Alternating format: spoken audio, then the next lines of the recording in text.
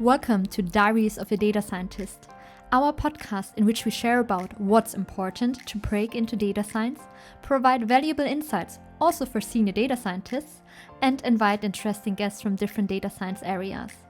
We're Yasmin and Kate, we're both data scientists and mentors working in industry, and we are sharing here our thoughts and experiences. Let's go. Hi guys, and welcome to the Diaries of a Data Scientist. And this is our final wrap-up number 25 episode in 2024. I am just saying that, and I cannot believe that actually this is happening, right? And with this one, today, we are inviting you to maybe a little bit reflect on your decision-making in 2024. Probably something that has been working for you, or maybe it hasn't been working and you would love to introduce new maybe approaches, how to work on the problem solving concepts, and also how to work better on the making decisions processes. So with this, we're going to dive today into the cognitive biases concepts in the data science field. And maybe before we're going to start to dive into there, it's better to also tell you what is that, like by the definition, and why is that even, important for us personally, and also us as a data scientists. So for example, cognitive biases concept, it is something that you can visualize as systematic, like thinking errors that will affect and impact on your decision-making processes later in the future. And as one of the examples from our, daily life, I don't know, Yasmin, whether it has been happening for you, but for me, definitely, and honestly, quite often, when you go to the stores, and let's say you saw that one of the items has been sold, I don't know, for like 50% of discount, and that you immediately make a decision to buy this item only based on the fact that it has a 50% of a discount, right? Without even thinking critically and evaluating whether it is actually true, first. And second, remember that when you were going to the store, it was not your intention to buy this specific item. So this is one of the cognitive biases situations. And I guess also important to remember that it is a huge cluster of different psychological effects and biases, which is, I think, up to 150 or 180. Yeah, exactly. There's a huge number of cognitive biases. Yeah. But I think you don't want to listen to us for the next couple of weeks talking about them. And that is why we decided just to go for 6 or 7, the most important ones from our perspectives, especially being a data scientist. Why is that? Because probably it is one of the hardest, let's say, job descriptions of being a data scientist is to actually being really unbiased while you're either conducting a research or analyzing data or developing a new algorithm. I'm so excited about this episode because when it comes to data science, I think the second field which I'm really interested in is psychology. And basically today we do a crossover between data science and psychology, and with these cognitive biases, you will see that there's many situations also in your day-to-day life that if you reflect on it, that this might count as a cognitive bias, and you would only be aware about that once you listen or hear about this. And this really was the same for me. So for me, that started with a book that I've been gifted as part of my graduation from high school in 2015. It was called Thinking, Fast and Slow. It's from Nobel Prize winner Daniel Kahneman. And this is basically the Bible of cognitive biases. And after reading it, I saw so many situations in my life that really reflected on as a cognitive bias. And I hope with the selection we present to you today, we also get you start thinking about that. And you will see this will not only benefit your data science career, but also your day-to-day life. That's pretty interesting because I'm going to put this book definitely on my, wish list for the next 2025 year. Amazing. So let's get started with the first cognitive bias. And as a first example, we selected a confirmation bias. Confirmation bias basically describes a human's tendency that we try to search and select and basically favor and prefer data which is supporting our already existing beliefs. So if you already think about like some hypothesis, basically the cognitive bias of confirmation bias describes that you would try to rather select the data which is also supporting your pre-existing hypothesis. And basically, the description behind that is that we as humans cannot handle well situations where our beliefs are not being like confirmed and when there's like some disharmony created. So as a real life example, maybe someone has to believe, there cannot be any friendship between men and women because it will turn to romantic situations rather soon. So some people might believe that. And then basically, whenever you cross situations, you will basically see yourself confirmed in movies, in books, in real life situations, and you will actively seek out these kind of examples which are supporting your hypothesis about that. And you might even go as far as completely ignoring or discrediting any counterexamples which show men and women can indeed be friends. So that's a real life example, right? Now you might wonder, okay, but what does this mean for me as a data scientist? As a data scientist, that is a very, very important bias to be aware about, because especially if you're having like to look at different kind of data sources and you have a question that you want to either negate or confirm, right? It's very important to stay unbiased and especially also actively seek out information that is maybe counteracting your own like immediate intuition about the answer to that hypothesis. So that is a very, very important thing when you select and search for data, right? And when you're looking at the presented data. Now, how can you actively counteract confirmation bias? I already mentioned one point, which is like staying open to also like seeing counterexamples and actively seeking out things that might counteract your own intuition. And basically asking yourself, right, I have this idea, but what could prove this idea wrong? So be your own best devil's advocate. And if you have troubles doing that for yourself, I mean, you can ask your fellow colleagues. I can go to Kate and say, hey, this is my feeling about this. Can you put yourself in this position of like being very strongly acting against that hypothesis and giving me some ideas of why this might not be true? And I feel already having this awareness about confirmation bias does help to not jump to conclusions too fast. So that Yeah, was confirmation bias. Kate, anything to add definitely. from your side? I'm not ready to add, but I just kind of from, I think that I'm doing the same thing all the time when I just cross this confirmation bias in my head. I'm going to go straight to the chat GPT and asking for, pluses and minuses and of any other situation where this belief is actually not holding to be true. So even if you don't have people that you can talk to about this problem, you can always right now, I guess, ask our friend ChatGPT in this sense. Yeah, and you can basically even go as far as prompting. Now you have to be the very strong devil's advocate. Now you have to counteract my hypothesis with everything that you have, right? So you really also give that role to the AI in order to to help Yeah, you see beyond that confirmation bias. So what else that is is in amazing. store?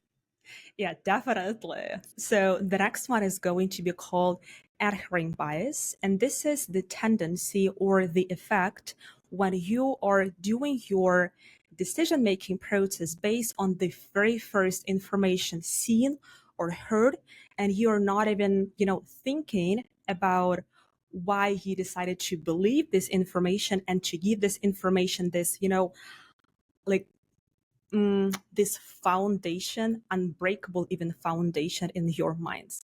For example, one of the situation, and I guess a lot of people have been like into this situation. Like imagine that you are on the job interview and you have been offered something about 60,000 annual, while actually, and you don't know about that based on your experience, based on your skills, based on the job title, the actual market is going to be about 80,000 euros per year. And that is why, without actually knowing this information and just have heard from the company that the starting point is going to be 60,000, you're going to draw your decisions or the other offers and the other numbers from the other companies based on this very much heard answer. And this is pretty interesting because as a data scientist, I think we also have been in this situation, but we have never actually reflected that one. When, for example, you are about to do a project and you were asking for an advice either from your, fellow data scientist, from your friend, which algorithm is better to use in this situation. And you have been told, okay, let's do neural networks or whatever, XGBoost or something like that. And given the fact that this person is trustworthy and reliable from your perspective, this person also might have a huge expertise under the belt. And also given the fact that probably you've been told that this specific approach has been working well and perfectly fine in the same situations and conditions, you're going to actually take that as a ground base for your decision making in the future. While perhaps this specific algorithm is not really working for your case and for the data set that you were given. So this is a little bit about the adhering effect, but also, which is, I guess, really important to note in here, is that those cognitive biases, they are coexist or co-occur together. And that is why probably sometimes one situation might have different biases inside multiple of it. effects. Definitely. And this is for sure one of those situations. We're going to talk about this later, but also one of the biases that we have in here called halo effect. If I am pronouncing this correctly, I hope I do. Halo. Honestly, just like a little bit of a joke, when I was reading about this bias effect, I was like, this is nice German word to say hi. Almost. Yes. One L is missing. Yeah. No, halo is actually describing the ring of light, which is often depicted with angels. Interesting. So that's the halo. I didn't know about that. And basically what that means, but we'll come to that later, right? What that means is that the halo someone has is shining on the whole person. And when you basically, when the person is a nice, attractive person, you're maybe way more to believe their opinions than if they wouldn't be. That is what this halo effect is describing, right? Interesting. So I love this anchor effect because if you know about that, you can also use it to your advantage as in salary negotiation. So you can do the same, right? And you can throw maybe a bigger anchor for your own salary than maybe what you would have asked otherwise. So that this priming effect, right? So it primes the person after hearing or seeing that anchor also on a price label or so, right? Of maybe answering differently than they would have without seeing that anchor. Yeah, and, definitely. It's just really an interesting a cognitive bias. And it can even be as subtle as appearing in a question. So when you also put up a hypothesis, you should be very, very careful to not put an anchor in that hypothesis, which would already lead a person to rather go in one or the other direction. Again, the confirmation bias. So you should be very also carefully constructing your hypothesis to not put by mistake an anchor inside. For sure. And maybe right now, just to wrap up this specific bias effect, we can talk a little bit of ways how to overcome it. And probably the very first one is going to be to definitely just try to analyze your actions, your thoughts, even though that it's a little bit hard to do this within the system inside, to analyze the system to still have this ability. And probably also try to ask as many as possible people about this specific situation. And here you can also get a little bit of this stats information. For example, do not base your decisions on the answers of the even number of people, 4. Go for 5 or 7, do something odds. This is a little bit of the stats getting into this part. And probably also the last one is always question the first information that you have received, and even why you have decided to make it your ground-based information in order to make any other decisions. So that was the anchoring effect. Great. The next one is actually if you are really, really exact at what we would call a heuristic. So it's not a bias like we had before, but a heuristic. And the heuristics are actually a good thing in many, many situations. They are mental shortcuts which help us to take a decision faster or basically help us act when information is limited. So the next situation that we want to make you aware of is called the availability heuristic. And that basically describes that when people need to take a decision, they will overvalue the information that they have right now at hand, which is maybe the most recent piece of information they have in mind, what they maybe saw on the news just today. And this information, because it's so available, it's so present in their mind, will basically weigh higher than maybe a lot of the otherwise supporting information, which is less available at that exact moment. And one everyday situation, which maybe you even heard of, that basically when a lottery prize is being paid out, so someone was as lucky to win the lottery, this will actually increase the number of people playing lottery right after, because this win of that other person is so present in their mind. They basically have the feeling that their own chance of winning in the lottery seems to be higher now, because it has just been around. So more people now go again to the lottery stations and pay money to get like their own lottery papers, right? And that is a quite positive situation for the company who offers the lottery. But being aware of the situation might help you to take a more rational decision about your own odds, especially when discussing lottery. And moving into the data science world, this could also look like, since sometimes we have like also hype times around certain algorithms, right? There was a time when basically every Kaggle challenge was won with XGBoost. And yeah, it has been everywhere. It has been in the papers. You've seen it on Kaggle. People talk about it on towards data science. And this algorithm has been so present in some people's minds that maybe if you see a new problem being presented to you, like this immediately pops into your head, right? And yeah, you might be, say, more likely to choose this algorithm, even though it might not be the best answer for your problem at hand, just because it's so present, it's so available as the information in your mind. And it can be also turning out great, right? Because maybe it's the best algorithm I ever had. But the point is, you should critically assess as a data scientist the problem at hand and choose based on this problem the best fitting, say, algorithm, and also like based on maybe what your customers' needs is, right? What is the business problem at hand? So that's just a voice of reason and carefulness, of not putting some information super highly just because they're so available in your mind. So you should always seek out a wider range of information, wider range of choices, especially in terms of model selection. Also really do that programmatically, like, forward selection, backward selection, also in terms of features.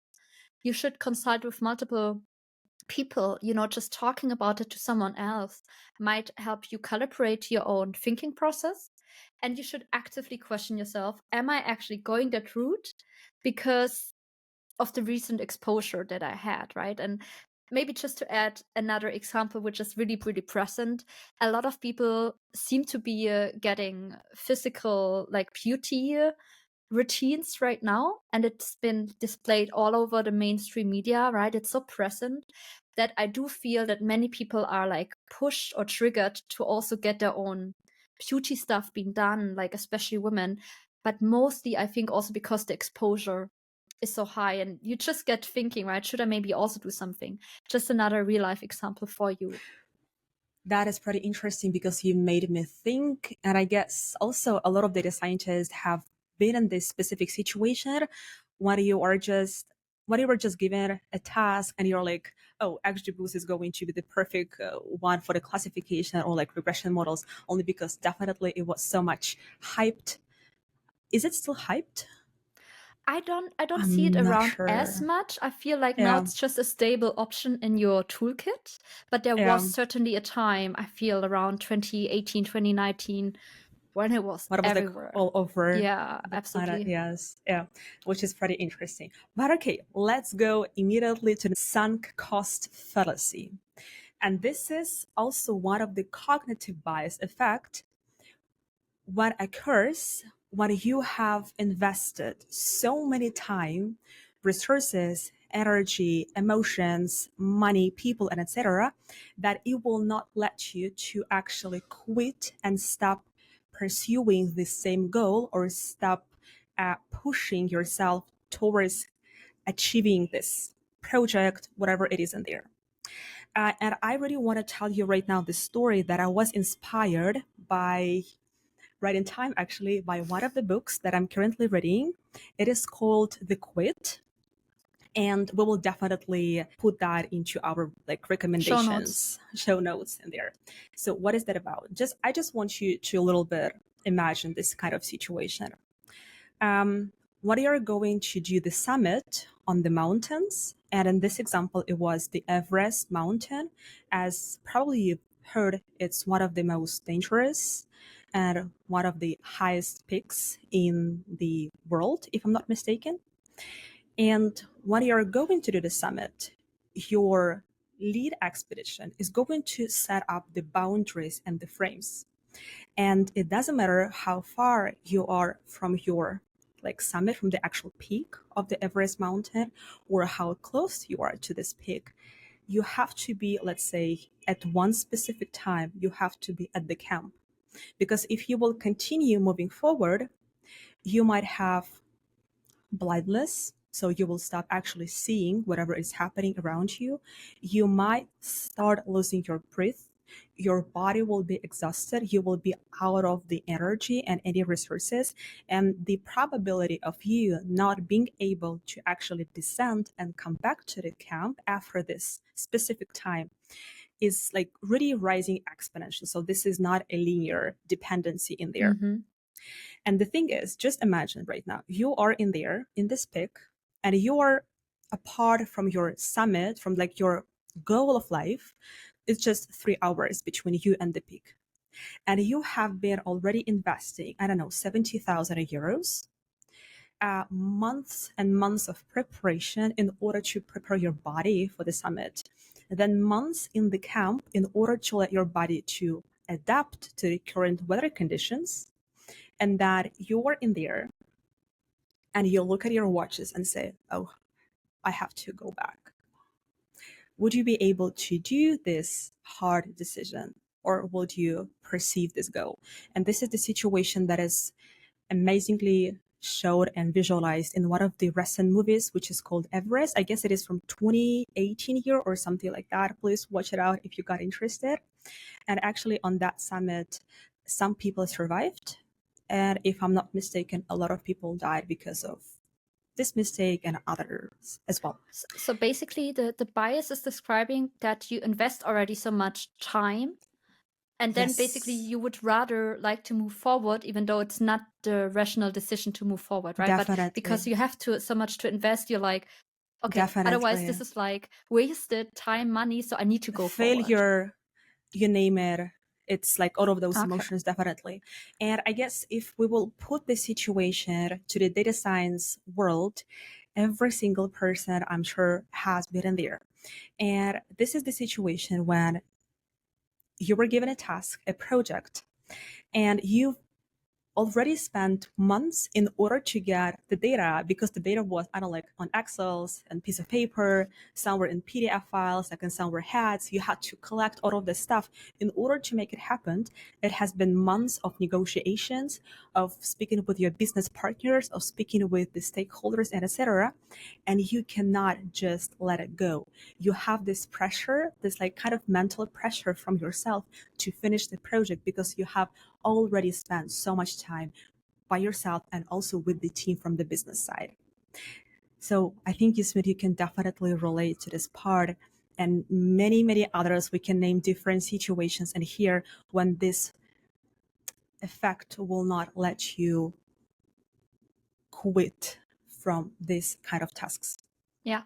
And I believe the first time I was hearing about this bias or this fallacy, is how it's often called, right, was actually in the business administration context. So, because I mean, this is really a transferable situation, not just on climbing a mountain, doing a data science project, but also for a lot of, say, business investment decisions where people have been like, I don't know, like really bankrupting the company because of some false decisions being made.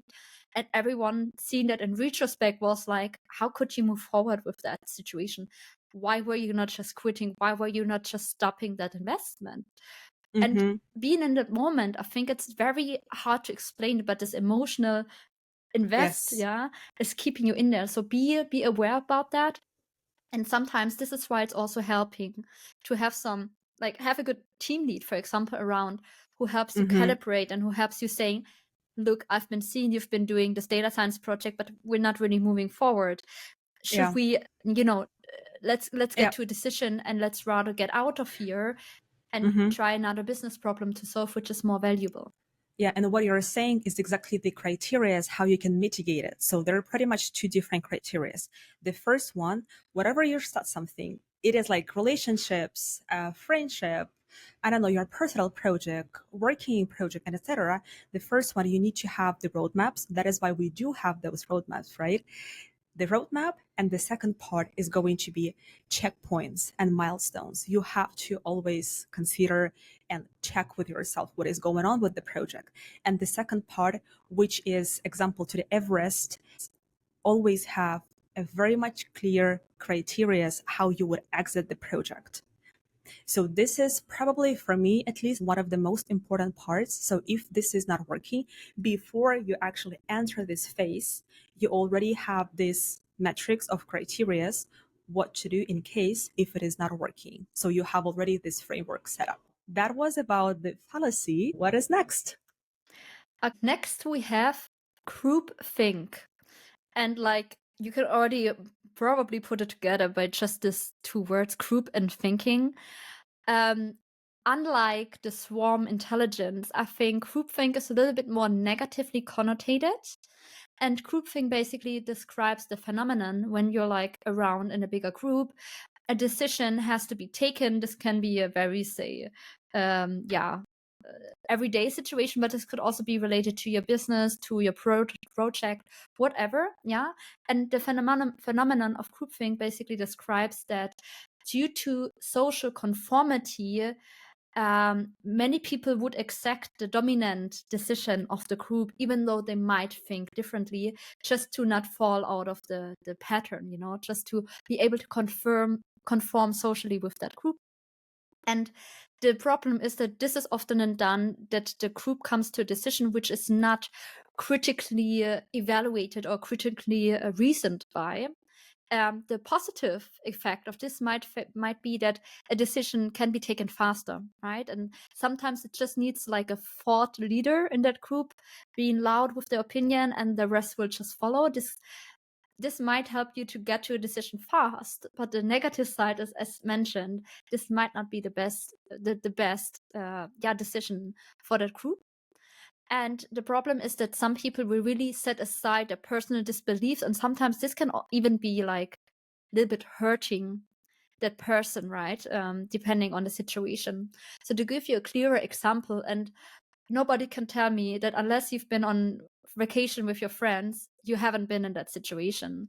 That if you're like around with a bigger number of people, your friends, and the question is, where do we grab some food?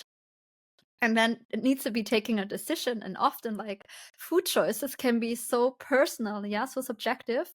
And then someone throws in and maybe an anchor, and then the whole group will follow, and you just shut your own personal opinion and like, damn it, okay, let's just go with it, even though you maybe have some very good reasons of suggesting something better, which might be at a better price point for everyone, which might even also be able to satisfy all of the group's needs.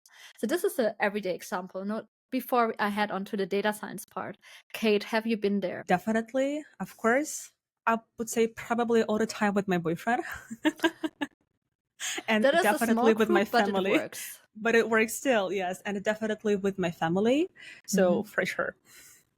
Okay, but how this might look like in the data science or like in your project situations, I mean, just think about you're working with several people on the same project, which can be the case, especially if it's a bigger one, a more valuable, important one. And you need to select like the right modeling approach on how to approach that problem. And because just imagine random forest has been working so well for the past projects, someone is just throwing that in, hey, let's just go with random forest immediately. We have time pressure, let's just go with it. And even though some people might not be convinced that this is a good option or like the best route forward, you maybe are, not voicing that opinion because you don't want to be the outlier. You don't want to be that one person who's shouting against it and make yourself like ostracized from the group. And that, as mentioned, can lead to, say, suboptimal decision processes. How to mitigate it? It's very, very tough, honestly, because this pressure of wanting to be part of a group, I feel that is evolutionary, very, very deep inside humans, because in the past this has helped us survive. Less instincts, It's probably. instincts. I really think so, yes. I mean, that's why I think having some processes set up in your team, in your project team, of, okay, let's hear all of the opinions before moving forward, or even make a blind process where everyone is just writing maybe their opinion and like anonymously even handing that in. Yeah, so there's some techniques that you can do. Of course, this requires more effort. Or basically to also, really, really make sure that not someone is, not voicing their opinion because they feel maybe they're the youngest in the group, or they feel like they shouldn't be the one pushing the decision. As mentioned, it's a regular example in our everyday life. I do think there's no perfect answer to this, but just making you aware about that this groupthink can happen in all kinds of situations. I feel this might already maybe help you to voice your opinion, and you might even be able to say, okay, I'm playing the devil's advocate here. Sometimes this is helping to voice a opposite orthogonal decision or like opinion without looking like the bad guy, And I also believe that a lot of this responsibility is on the team lead shoulders, because imagine that you are an introverted person and there is like a technical stand-up. And usually if you're an introverted, that it means that you're not you don't have really being comfortable speaking on the public, right? And this also might be the problem. And usually this is what at least I've heard and I've read. I don't have a statistics that usually these people that are silent and do not say anything regarding the problem, usually they do have one of the best solutions proposed later. Absolutely. Okay, so that was groupthink. Let's get back to the next bias. Yeah, and the next one is halo effect, as Yasmin already explained us in the very beginning of this episode. This is the effect and the tendency when you're going to draw, let's say, general opinions based on the personal charisma, based on the status, reputation, expertise. Right now, probably it is also based on how many followers you have on different social media platforms, because right now it is also one of the resources, let's say, of the expertise. So for example, in our daily situations, I can definitely say that I do have this effect quite often time with the Apple products, because I am so much addicted to the Apple products that it doesn't really matter for me if they will put out a new product in the line. I'm not going to even check the technical features, and I'm not going to compare this product with with the Monster Beats headset, or Apple MacBook with Lenovo ThinkPad, and etc. Because the brand is so strong, right? Yes, definitely. And this is something what is happening as well in the data science world. For example, if you see a really famous data scientist or a tech lead, developer putting out a new publication or putting a new post or any random thought even on LinkedIn, and you will have that person has, let's say, 1 million of followers in there, you will tend to believe and think that this thing that the person just put out is completely flawless and you can trust either this article or opinion, and etc. And probably also really nice example in here, when we were doing one of the episodes in the past about AI and how to understand what is fake and what is not fake, we also did a little bit of the research and saw different articles on the Elsevier where some publication had AI-based generated text. And I think that is also a pretty nice example of that bias when the publishers, they would not even, critically rethink and read through this article, especially from the well-known experts in the technical field. And I would say the two strategies, how pretty much you can capture that you do have this effect, is definitely to consult with multiple people to really understand and ask for their opinions.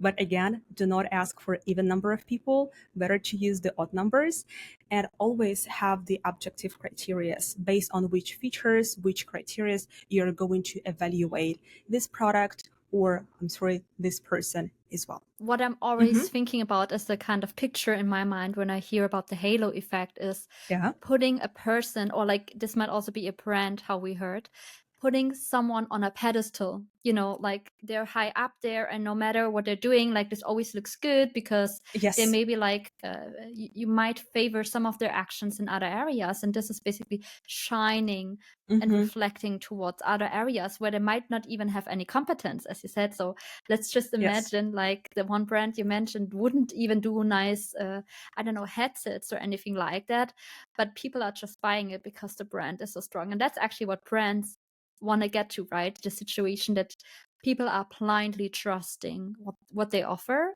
because that helps them sell. And for me, a halo effect is one of the most versatile biases, because once you see it, it's everywhere. And as a counteraction, as you said, right, I feel just don't put someone, a person, or also a brand on a pedestal. Always critically reflect on why would you support this or that opinion. Right. So the last one is actually again an effect. It's called the Dunning-Kruger-Effect. You might have heard about that. It's a quite famous one.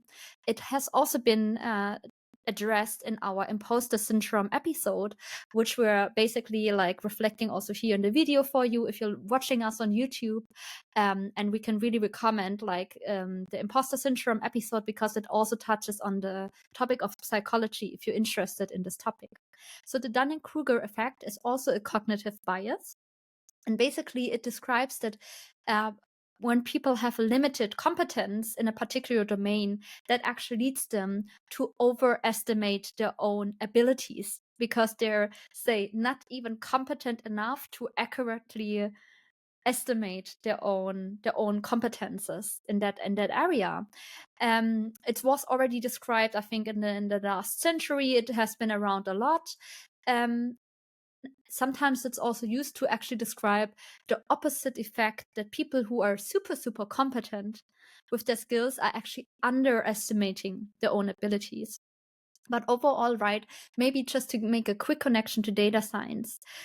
When you're just starting out learning about data science and you've done a bootcamp, 1 month bootcamp, after this bootcamp, you might think, oh my God, you've learned everything there is to that area and you feel super confident about your own abilities.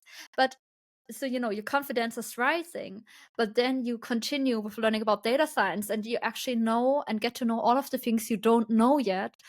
And your confidence is actually dropping, even though your competence is getting higher overall. So this is what this Dunning-Kruger effect is describing. And so this should just give you a little bit of, say, motivation to also don't underestimate or overestimate your own abilities, and good things take time.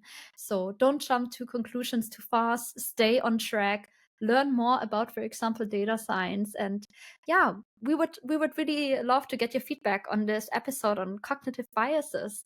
So let's wrap it up a little bit. We've heard about some effects like the halo effect, and we heard about the sunk cost fallacy. We've heard about the confirmation biases, and also some heuristics like the availability heuristic. So you can also see, maybe even though they're not called a bias, but they're still a cognitive bias.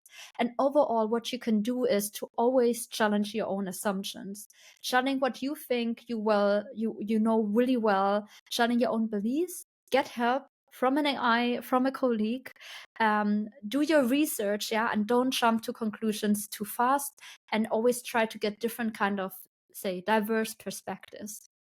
Honestly, I think everything that you've just mentioned is perfectly fitting to the picture. Please just, definitely reflect on your actions, on your thoughts, try to capture and take away from the brain. And definitely reflection is, I guess, one of the most valuable skill that nowadays one can have. And December is the time of reflection. So we hope that you're already relaxing a little bit, taking time to review your year, planning maybe your next year. And we would love if you stay with us also with Diaries of a Data Scientist for next year. And all of the book recommendations on this topic will also be in our show notes. This was episode 25 of Diaries of a Data Scientist. Leave us a comment, leave us a rating, and see you in next year. Merry Christmas and a Happy New Year. Bye-bye. Bye-bye. This was Diaries of a Data Scientist by Yasmin and Kate. And if you enjoyed the episode, remember to check out our YouTube channel and our LinkedIn pages for more engaging content from the data science world. Thank you for today, and seeing you in the comments.